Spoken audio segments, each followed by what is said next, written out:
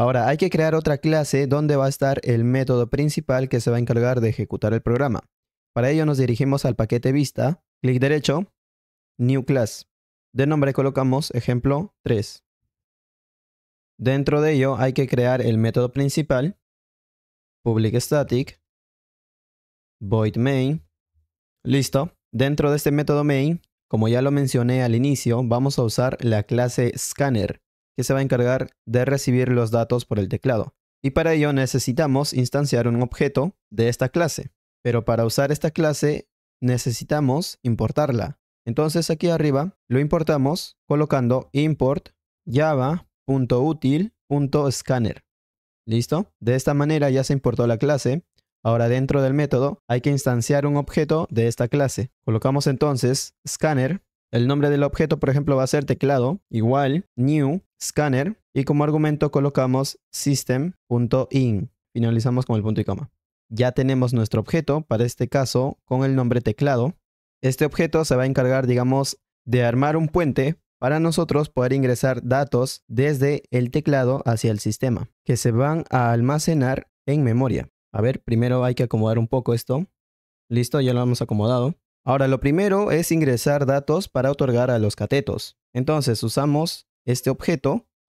Luego llamamos al método lector que se va a encargar de capturar los datos y a la vez de validar que el dato que se está ingresando sea del mismo tipo según el método. Para este caso, entonces colocamos teclado punto y aquí hay que llamar el método nextDouble. Porque como te comento, este método se va a encargar de validar o verificar que el dato sea de tipo double. Ahora, este dato que se va a capturar hay que almacenarlo en una variable. Para ello, antes de eso, hay que crear aquí, después de instanciar el objeto, uno que va a ser para el cateto opuesto y el otro para el cateto adyacente. Y lógicamente tienen que ser del mismo tipo, ¿no? Entonces creamos dos variables de tipo double de nombres, por ejemplo, cat-o, que va a ser para el cateto opuesto, coma, cat-a para el cateto adyacente.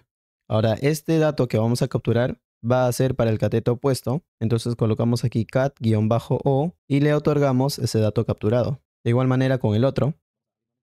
Ingresamos un dato y lo vamos a almacenar en el cat-a. Ambos son datos de tipo double, por eso justamente estoy usando el método lector nextDouble. De esta manera ya voy a otorgar datos que se vayan a ingresar por el teclado a estas variables.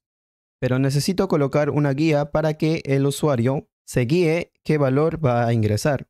Entonces hay que imprimir un texto con el system.out.println, un texto como ingrese el cateto opuesto. Dos puntos, espacio.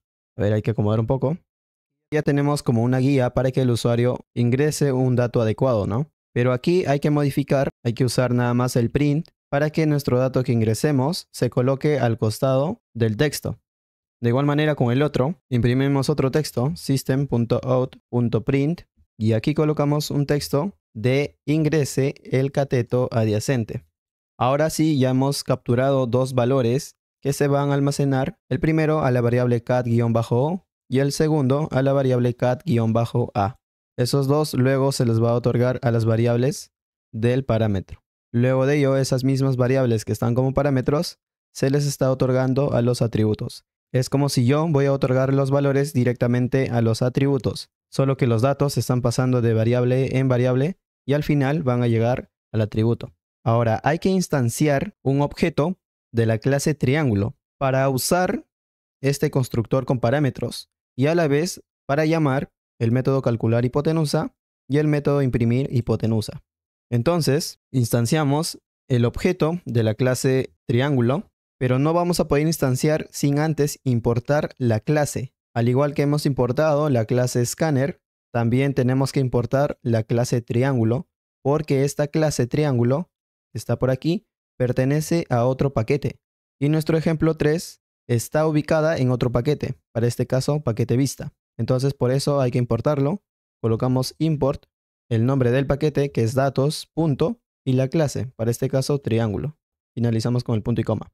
Ya tenemos importada la clase, ahora simplemente hay que instanciar. Colocamos el nombre de la clase triángulo, el nombre del objeto, por ejemplo tri igual new triángulo, punto y coma. Ahora como vamos a usar el constructor con parámetros, tenemos que pasar aquí los argumentos. si vamos a usar el constructor con 2 parámetros, tenemos que pasar 2 argumentos. Y estos argumentos van a ser los valores para las variables que están pasadas como parámetros. Entonces, el primer valor que necesitamos otorgar a la variable CO, que es esta de aquí, tiene que ser el dato que hemos ingresado.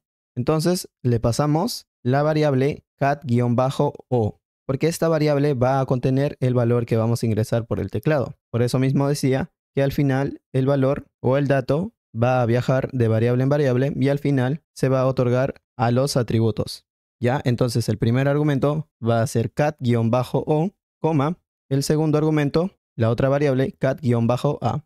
Repito, estas variables que están pasadas como argumentos son las variables que van a contener los valores que se está ingresando por el teclado. Entonces, es como si directamente los valores que vamos a ingresar por el teclado van a viajar directamente a los atributos. Y aquí nos está apareciendo un error. A ver qué nos dice. Créate el constructor. Ah, ok. Nuestro constructor no está creado adecuadamente. Me faltó colocar la i acá. Listo, ahora sí tiene el mismo nombre de la clase, ¿no?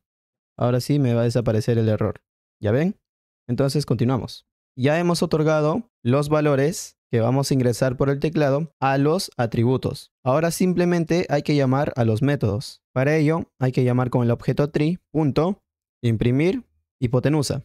Nuevamente ya no voy a llamar al método calcular área porque por aquí nuestro método imprimir hipotenusa ya lo está llamando. Sería redundante llamar nuevamente a ese método. Por eso solamente voy a llamar al método imprimir hipotenusa. Ahora hay que ejecutar el programa para ver si funciona todo correctamente. A ver, hay que acomodar un poco. Nos dirigimos a la clase ejemplo 3, clic derecho y luego clic en run ejemplo3.main. Esperemos a que cargue. El primer dato nos pide ingresar el cateto opuesto. Por ejemplo, 3, enter, ingresa el cateto adyacente.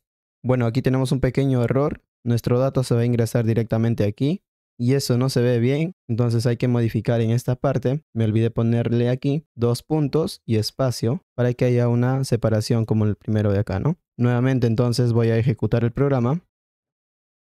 Listo, entonces colocamos 3, 4 y ahí vemos lo que nos ha retornado el sistema. La hipotenusa es 5.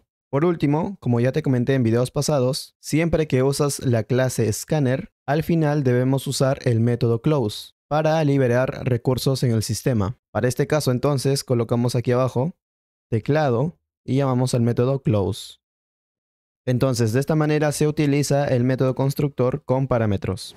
Y bueno devs, de esta manera culminamos el ejercicio 4 para el tema de constructores. Te invito a seguir aprendiendo sobre programación orientada a objetos con más videos que los puedes encontrar en mi canal. Me apoyarías muchísimo suscribiéndote y dejando tu grandioso like. Sin más que decir, nos vemos en un siguiente video.